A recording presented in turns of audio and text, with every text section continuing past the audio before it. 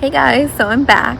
Sorry it's been so long. Things got a little crazy with school and I ended up going home for Labor Day, which was a really exhausting trip. I see that I've gotten some new subscribers and some new views, and that's really awesome. Thanks for watching, guys. So before getting into this, I just wanted to make it clear that the earlier in your journey to graduate education that you get into this, the better. So I'm going to highlight the things that I did during high school and college until getting to this point to set me up to be where I'm at right now. But you can use some of these tips if not all of them apply to you. I'm sure at least one or two of them will be helpful, or at least I hope they will be. Yes. So the reason I'm filming this video is because the student debt burden right now in America is kind of ridiculous. And with interest rates, you end up paying so much more and spending so much more time just worrying about these loans and all of this interest that accrued that it's really stressful. And sometimes it makes you think that going and getting this education isn't worth it or wasn't worth it if you already went through with it. The purpose of this video is to help minimize that burden for some of you that, like me, might not have outside financial support to pay for school. I feel like financial aid in medical and graduate schools is really unclear and hard to find information about, at least it was for me. And that kind of sucks because you don't really know what you're getting into until you're actually in it. If you know what you're getting into earlier on, you can set yourself up a little better. So hopefully I can give you some of that insight if you aren't there yet. So everyone's different in their financial statuses for secondary and undergraduate education. But in general, I feel like loans and scholarships are pretty feasible to obtain. And if you attend a state program, you can probably even afford the cost of education with a job. Graduate school is a little different. It's usually far more expensive, and the ways loans work are also different. So this video is going to go pretty in detail about everything I've done to be in the financial situation that I'm in. But I'll include timestamps in case there are specific parts that you want to skip to. However, I think it will benefit you to watch this video to its full extent. Just because I think some of the little things that I did could be of use to some of you guys. And these are some of the things that really did help me, like the really, really small things. So if you've been keeping up with my videos, you'll know that I emphasize that I'm a very mediocre person. I'm not outstanding in any way. I didn't get into medical school with like a merit scholarship or anything like that, so it was up to me to pay for everything. I've tried to gather information from my classmates, myself, Reddit, the internet, to try to address this the best I can to the largest population possible. But of course, not everybody's in the same financial situation. Some people are in way worse positions than I am, and some people are in way better positions than I am. So I hope this can help some of you guys out at least. And this isn't just for medical education. This is for most graduate schools this can apply to, because graduate school is expensive. So first I'm going to tell you about my financial situation. This is going to be a little bit of a long part.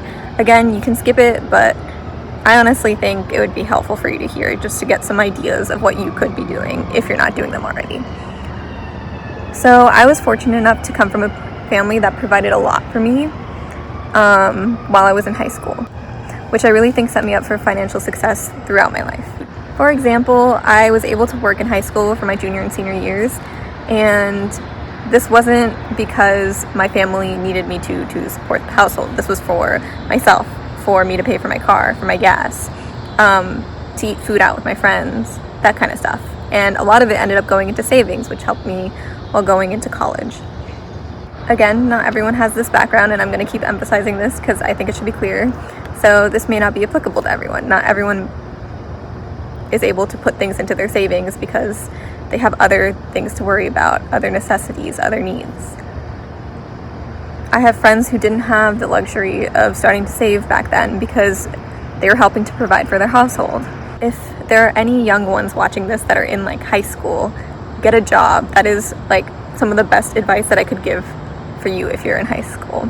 It provides you with valuable life experience, and it helps you get started with money management and saving.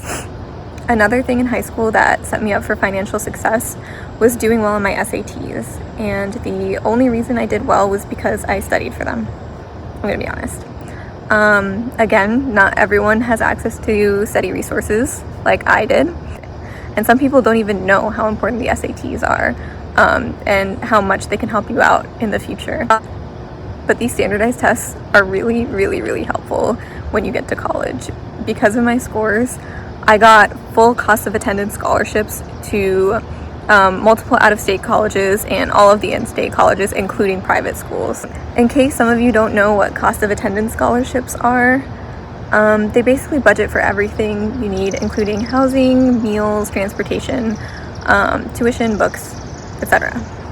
In my case, I chose to go to a state school in Florida because it offered me the most money, and I was able to stack smaller scholarships on top of that. A lot of states have programs where if you score well on the SATs or the PSAT, they provide really, really big scholarships, and that was the case for me.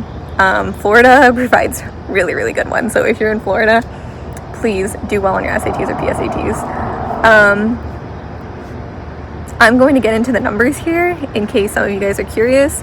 So if you are in high school and you're watching this, you can see how important these exams are and how well they can set you up in the future.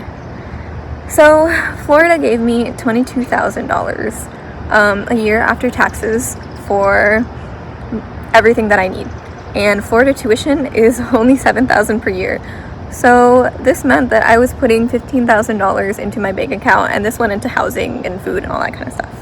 So I was able to save a good amount of it my first 2 years of college, and then I saved pretty much all of it my junior and senior years because I lived at home and I didn't have to pay for housing. I also worked like 60-hour weeks for like all of my sophomore year of college just because I like working and I wanted to save as much as possible, knowing what I was getting into and knowing that I was a pre-med and knowing that I would need money in the future, and I did not want to take loans as much as I possibly could. I wouldn't recommend doing that. I was working 4 jobs and my grades suffered because of it. So I would stick to maybe like 1 job and none if you can't manage it with your school, because your grades and your MCAT scores are really important when you're applying to med school or even other graduate programs. I also worked full-time my senior year because my school load was a little lighter. I was taking electives and stuff like that just to finish off my degree. I was done applying to med schools pretty much. So I worked full-time my senior year as a research tech, and I definitely piled on the hours over the summer up until the week before med school started. That's when I finally left my job, and I had accumulated a pretty good savings fund by then. So by doing all of that, by saving a little bit in high school and continuing to save throughout college and getting these scholarships and working and all that kind of stuff, I was able to save enough to cover the next 4 years of housing, food, and my cat, which I was finally able to purchase, and those little suckers are expensive, so I definitely had to budget a lot away for that. I'm not giving you all of these details to brag about myself or be like, oh, look what I accomplished, because a lot of people did the same exact thing. Like, a lot of people got full scholarships to their universities. Some people even got full merit scholarships to their medical school. I really just want people in similar financial situations to see how to minimize their loan burdens as much as possible, especially future physicians, since we need more people in lower paying specialties, and student debt just funnels people towards more of the higher paying ones. And if you're in a worse financial situation than I was, I feel like some of these methods can still apply, to be honest, but maybe not to the same extent. If you're a college student struggling to make ends meet and can't really put away savings at the moment, you can still apply for scholarships at your school to cover the rest of your time there. The payoff is really worth the time and effort that you put into applications if you just get 1 scholarship, to be honest. If you're a high school student coming from a background of financial need, study for those SATs and ace them, and go to a school that rewards you for acing them, because that is honestly your ticket to a lot of money. Granted, no matter what, the more money you have, the more at an advantage you are. I acknowledge that, and I know that I'm speaking from a position of privilege. Like, I really didn't have much financial need throughout my whole journey here, and that is not the situation for a lot of people. I only had to support myself. I didn't have to support anyone else, and I started off at an advantage because I came from a pretty good background to begin with. People like me that don't have to worry about making ends meet can focus on saving for the next point. People that do come from positions of financial need We're obviously just trying to stay afloat at the moment and not really focus on the future like that.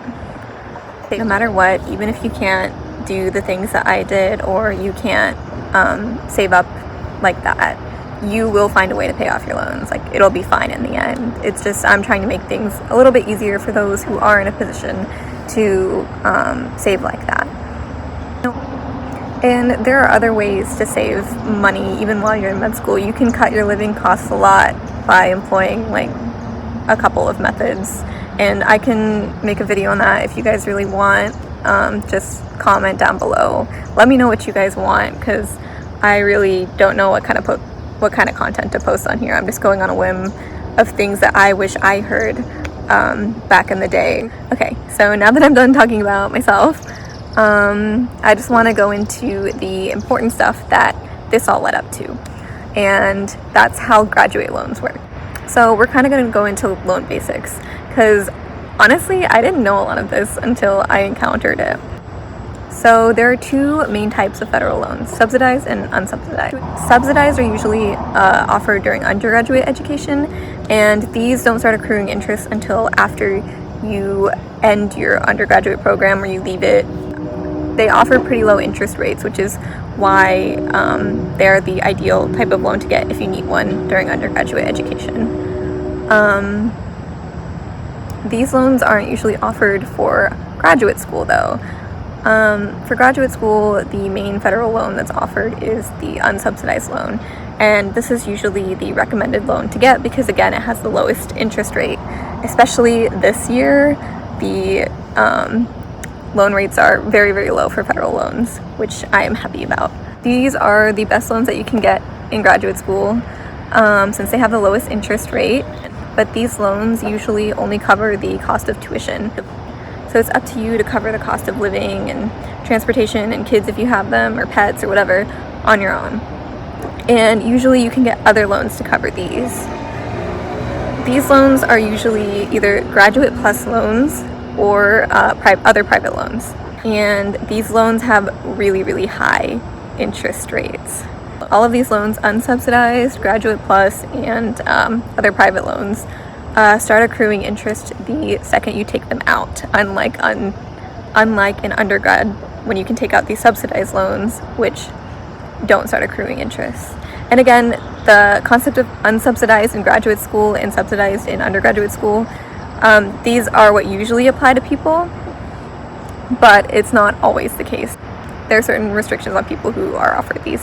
The majority of the population is eligible for unsubsidized in graduate school and subsidized in undergrad. And that leads me back to why I was saving up so much leading up to this point. Since I don't have to pay really for my cost of living, I don't have to take out any loans past the unsubsidized federal loans, which have pretty low interest rates. So I am not going to have to worry about paying back all this extra interest, which really adds up if you've seen videos of people calculating how much they've paid over the years from the interest of just their student loans. It's my financial aid story. I hope it helped you out at least a little, and you can set yourself up for financial success, especially if you're watching this early in your educational path. Obviously, I'm still drowning in debt from tuition, but at least I feel a little better knowing that I saved quite a bit by avoiding Grad Plus and private loans. So yeah, I hope that clarified some things for some of you guys that aren't here at this point yet dealing with loans. I'll see you next time.